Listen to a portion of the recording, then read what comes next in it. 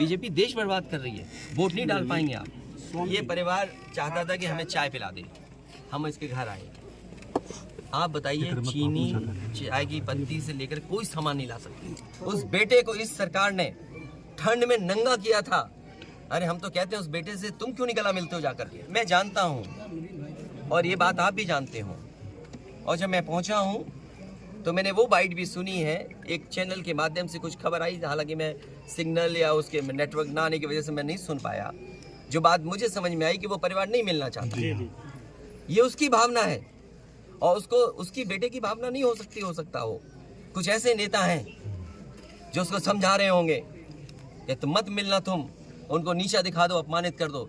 सवाल ये नहीं, हम किसी के भी दुख में शामिल होने आए हैं। इसीलिए मैंने कहा, आपने जब बुलडोजर से किसी की माँ और बेटी को जला दिया गया और बुलडोजर चल गया, आप उस परिवार के उस बेटे से मिलने नहीं गए। उस बेटे को इस सरकार ने ठंड में नंगा किया था। अरे हम तो कहते हैं उस बेटे से तुम क्यों नहीं गला मिलते हो जाकर के, क्यों नहीं मिलती जाके सरकार।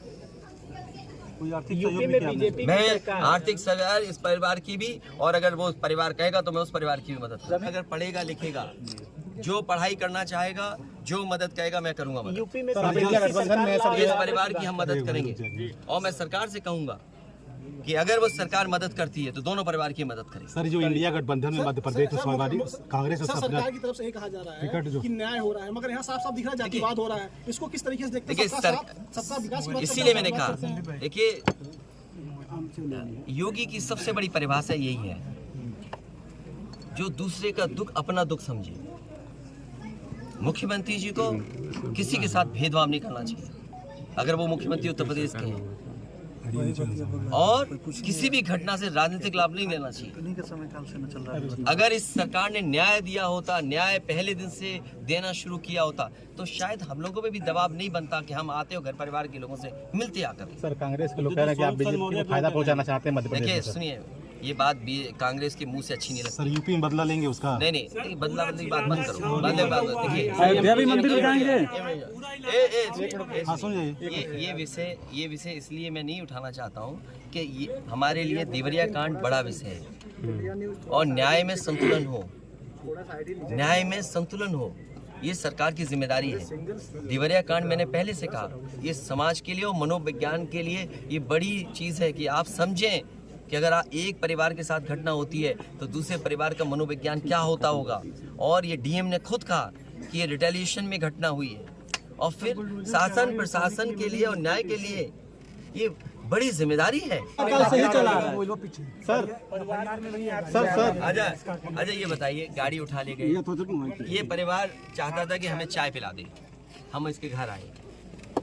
आप बताइए, चीनी चाय की पत्ती से लेकर कोई सामान नहीं ला सकते, पानी नहीं ला सकते। अरे किस बात के लिए सुरक्षा है? सुरक्षा तो इस बात की, इनकी जान की सुरक्षा होनी है। अगर इनको कोई ज़रूरत है तो सुरक्षित होकर के जाएं बाजार और सुरक्षित होकर के बाजार से लौट के आ जाएं। ये इसका मतलब सुरक्षा है। सुरक्षा का मतलब ये थोड़ी कि घर को परिवार को कैद कर दो, गाड़ी उठा ले जाओ यहाँ से। क्या मामूली बात है? आज तक पता नहीं है कि घटना कैसे हुई। पहली, प्रेम यादव को किसने बुलाया? प्रेम यादव वहाँ कैसे पहुँच गए मोटरसाइकिल से?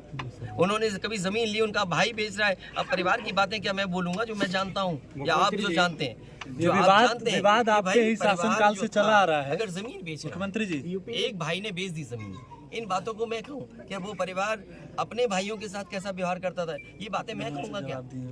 ये सब आप जानते हो। इसलिए मैं आपसे भी उम्मीद करता हूँ लोकतंत्र तभी मजबूत होगा जब न्याय मिलेगा, और न्याय की भावना होती सरकार की तो खेतों में इतना कार्यकर्ता नेता नहीं दिखाई देता। देवरिया कांड शासन प्रशासन और न्याय के लिहाज से बहुत ही महत्वपूर्ण है,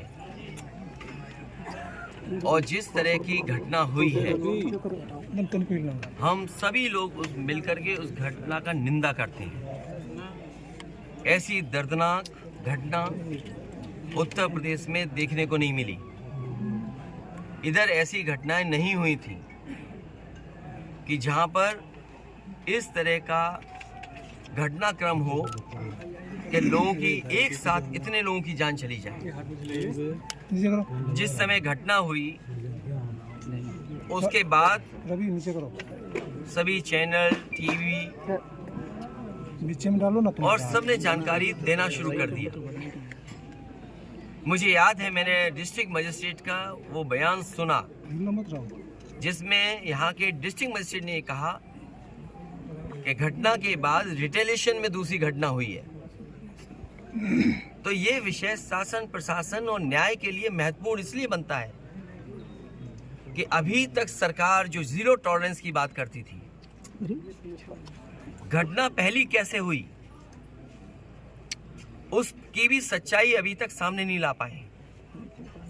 प्रेम यादव का मरना, उन्हें घर बुलाना, उसके बाद किसी धारदार हथियार से जान ले लेना, उसके बाद आसपास के क्षेत्र पे ये सूचना मिल जाना कि उनकी जान चली गई, लोग गए और उसके बाद ये घटना हुई। मैं मौके पे घटना में पहुंचा हूं, देखा है मैंने उस परिवार के रहने का और उस परिवार में जो घर बना वो मैं देख करके आया हूँ। वो घर और ये घर जहाँ प्रेम यादव थे दूर था। आखिरकार किन परिस्थितियों में वहाँ जाना पड़ा उन्हें, क्या वजह थी कि सुबह ही सुबह वो मौके पे चले गए?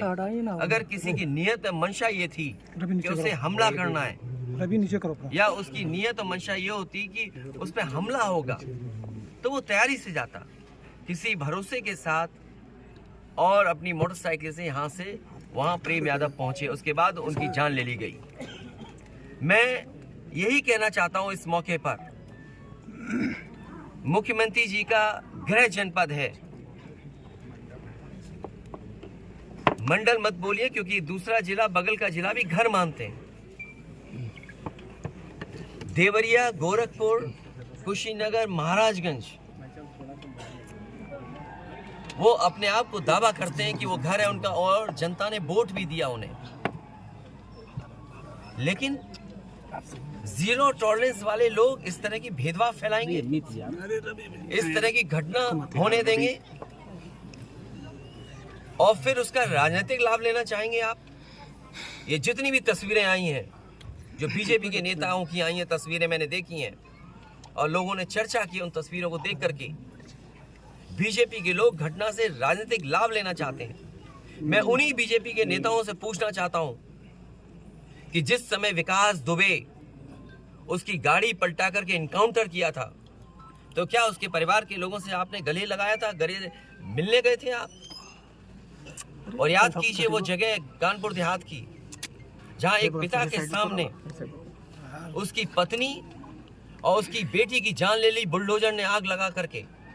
क्या ये बीजेपी के लोग उनके परिवार के लोगों से गला मिलाए लगे थे जाकर के?